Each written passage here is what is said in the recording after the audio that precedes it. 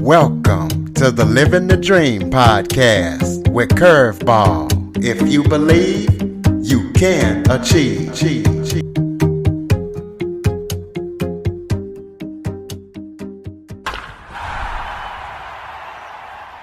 Hello and welcome to another episode of Living the Dream with Curveball. I am your host, Curveball, and today I am joined by best-selling author and motivational speaker, Byrdy Lynn. She is going to show you how to survive and overcome trauma. We're going to be talking about her memoir, Through the Storm of Early Trauma, and she's going to be telling you all about that. So, Byrdy, thank you for joining me today. Thank you for having me. Thanks, Curtis. Well, why don't you start off by giving the audience maybe a little bit of background about yourself, anything you might like us to know about you? Yeah, so I am a single mother of one son, and he is just my pride and joy. I also am CEO of 3 different companies. So Milan Property Management, and that's a property management firm in the commercial and multifamily real estate industry. I also am CEO of Ream, which is a tech app we're developing for the real estate community. And then I just am CEO of a small private publishing firm where we're just starting to publish a line of books under Byrdy Lynn. So pretty busy girl, and just thankful for the opportunities that I have in life. Absolutely. You definitely are pretty busy. So let's get into it. Let's talk about your memoir. Kind of tell us about it and why you decided to write it.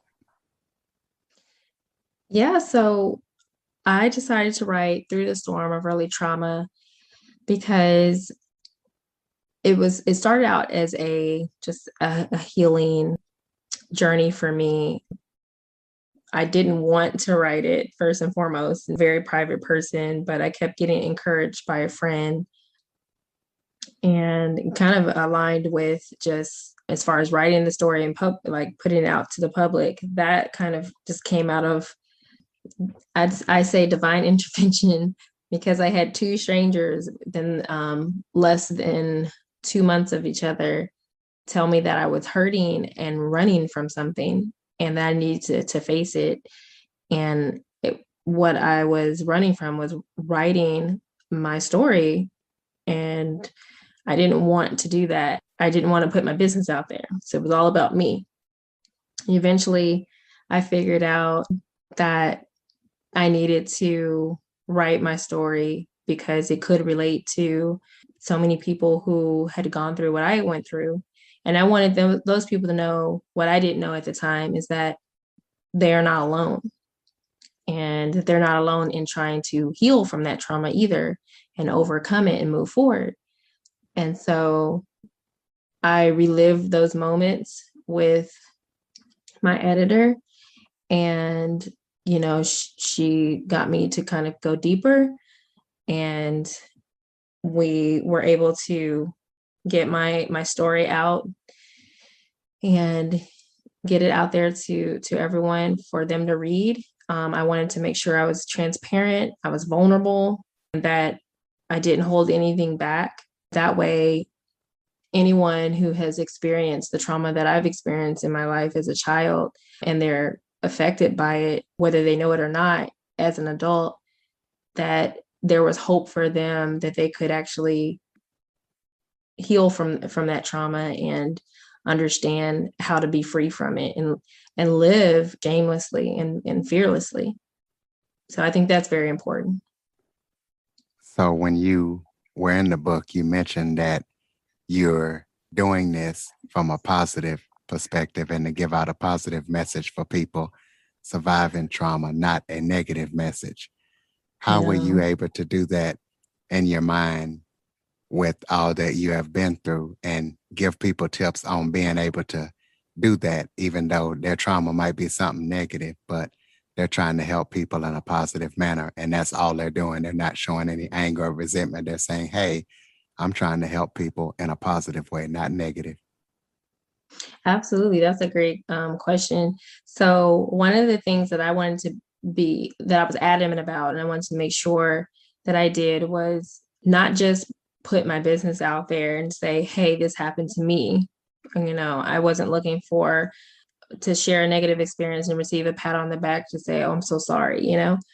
I wanted to put it out there and say, listen, this is what happened. I went through this negative experience. It was, this adversity in my life. And this is how I powered through that moment. These are the outlets that I use. Here's how I had to become my own expert as a child and get through those moments when I felt I couldn't tell because I felt all alone.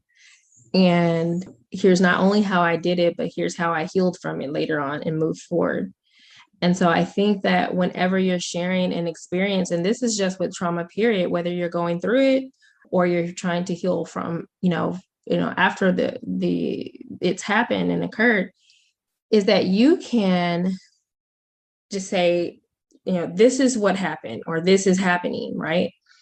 And, this is the negative experience I'm experiencing. How can I get through it? What can I do? And really just strategizing and developing that plan, right? And I talk about this in not only my book, but my workbook. And then once you understand, you understand the whys, you identify the source, and then you can proceed towards handling it. So if it's something that, and this is the positive outlook, right, on it. So if it's something that occurred in the past and you're just wanting to move on from it, then you're going to have to find a way to, once you've identified the source and understand the why and understand maybe that person's pain that tried to hurt you and why they would have tried to hurt you, understand that was not your fault, that you then need to forgive yourself and you need to forgive the person who hurt you. You need to forgive the others, basically, in that scenario. And then once you can forgive them, then you can truly move forward and overcome that situation. If you're going through the trauma, then you need to do the same thing all the way up to that process. But now you need to take a little bit more of an action. You don't have to continue in that trauma, like especially if it's someone who's abusing you. You can leave. You can seek help. You have the strength to take that action and get out of that situation. And then you can process the forgiveness and then you can move forward. But when you're in the trauma, you necessarily you have to take action. You can't, avoid taking action, because then that could be detrimental to you as you're going through trauma such as sexual abuse or domestic abuse. So I don't want anybody to ever stay in that situation and find outlets to power through that. No, I want you to find help, and that may be reaching out to someone who can help you, someone else you can go stay with, the police, professional counselor, whoever it is, but never stay in a situation when you're being harmed. Well, tell people about your workbook and what's in the workbook. Yeah, so the workbook, which can be found at byrdylynnkelly.com. So it's BYRDYLYNNKELLEY.com. My workbook, it essentially is like a warm embrace from me. So whether you're using it to, as you read the book and you're going chapter by chapter, or you use it after you've read the book, I wanted it to be a tool that takes you through my experiences again. But this time we're stopping and we're asking questions. We're asking for takeaways. So where the reader can jot down their thoughts and their emotions. There are surveys in there to kind of survey, hey, do you even feel that you've been through trauma? Do you feel like it's affecting you right now? And then I've provided like outlets, tangible outlets, like there's a place where they can do a collage, there's a vision board, there's adult coloring pages, So much that I tried to do to kind of help in an organized fashion get people through my book and through those negative experiences that I went through and come out on the other side in just a positive way. And I create a place where they can actually strategize and develop a game plan to heal and overcome and to get through their trauma and that traumatic experience in their life. In your book, you talk about how you cherish when you find a penny on the ground. Tell the listeners about that and what you do when you find a penny on the ground. Yes. Okay. So about that, that was when I was a little girl. I wanted a sign that God was really watching over me. And I got that from a singer. Her name was Amy Grant. And she has this song. It's called Angels Watching Over Me. Do you know that song? Yes, I think I have heard of Amy Grant. Yes, so it goes like, got an angels watching over me every step I take. So it's kind of like that. So I love that song. That was a song I've just I love since I was a little girl. And I was like, well, how do I know when angels are watching over me? Because I had, I was experiencing all that trauma. And I remember that I found a penny and I said, this is my sign. Every time I find a random penny, that I know that I've got at least 10 angels per penny that I find watching over me. So till this day, I'll pick up loose change. I will not pass over a penny. And I chose the penny because of how insignificant a penny is to a lot of people, right? So so if I find like a quarter or like a nickel or a dime, I'm like, whoa, like, you feel rich. But like with the penny, it was just like, okay, this is my sign. And so whenever I found like maybe 5 pennies, I'd be like, whoa, I have a lot of angels around me. And that's what I would think of as significance of that every time I find one just randomly as I'm walking or just, you know, anywhere that I find it at. It's just my little sign that I got angels watching over me. Well, I got a question for you about healing. Yeah. After surviving and healing from your trauma, can you talk about what you've done to heal and then give people some tips and advice on healing from whatever trauma they might have went through or be going through? Absolutely. So I don't even think I had a chance to really heal from my childhood trauma until like my 30s. During my 20s, I was dealing just with the adult trauma I was going through. But what ended up happening was I got nightmares. I was getting nightmares and night sweats and walking around in fear, and flashbacks would haunt me. And it was just something that I didn't know how to get rid of. And I, didn't want to go to a counselor. I did try, but I just didn't see the significance of someone sitting across from me that didn't really know me or what to say. And I didn't know them and I didn't know if I could trust them. It was a lot. And so one of the things I just started to do is just recognize that I was in a lot of pain and it was starting to take over my life. And once I recognized and accepted that, I I had to identify, okay, why? Like, why am I in pain? Like, what's really bothering me, right? I see surface level pain, but what's really bothering? What's triggering it? And then once I identified that, I had to understand why. Why did this happen? Why did this other person do this? What were they dealing with? Where did they learn this? And then from there, it was more or less me having to forgive myself for not speaking up, for not telling, for being too scared and being fearful, forgiving myself basically for not knowing what to do. Because a lot of times, I think we as humans are so hard on ourselves sometimes. Like when we find out after the fact how easy it was to just say something. But because you're frozen by emotion and fear, you feel weak. And I had to forgive myself for that weakness. And then I had to forgive my abuser. I think once I found true forgiveness and I was able to talk through it and actually talk about it, then I was only able to move on. And those things didn't haunt me anymore. I spelled these steps out of the steps that I took that really helped me in my workbook, and detail them, because I want people to know, here are the tools that I use, and here's what they can use as well.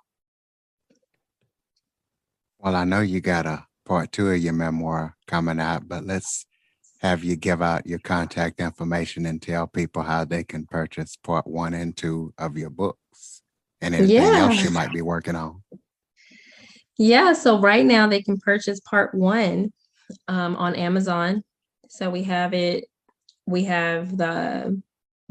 paperback, hard cover, we have ebook, and we have the audiobook. And that all of those can be found on Amazon for part 1. And part 2, we're currently working on that. So that may not be out until next year, but I'm currently writing it. And so there are some things that I'm finding I need to kind of backtrack, and maybe I haven't released this and there's still some hurt and some anger there. So part 2 is definitely something that, in part 1, this is my life. These are real emotions. These are things that I've grappled with. And so, yeah, they won't be able to find that part 2 probably until next year, and that'll be on Amazon as well. The workbook is the only one that can be found on my actual webpage, byrdylynnkelly.com, excuse me. And they can get that and just some fun promotional swag items that I've created. And then I also have a journal on there as well, like a journal with a logo that I have had designed that kind of embodies my journey. Tell them the name of the book again. Through the Storm of Early Trauma, Healing, and Overcoming. All right. Now I just got one last question for you. Okay. In your book, you said when people see you, to ask you to tell them an inspiring story that is not in your book. So tell us an inspiring story that is not in your book. Well, there's a caveat to that, Curtis. I said when they see me. Yeah, you haven't seen me, so I can't tell you that. I'm just playing. Yeah, but we got a chance to talk to a great person like you, so that's like the same thing. Okay.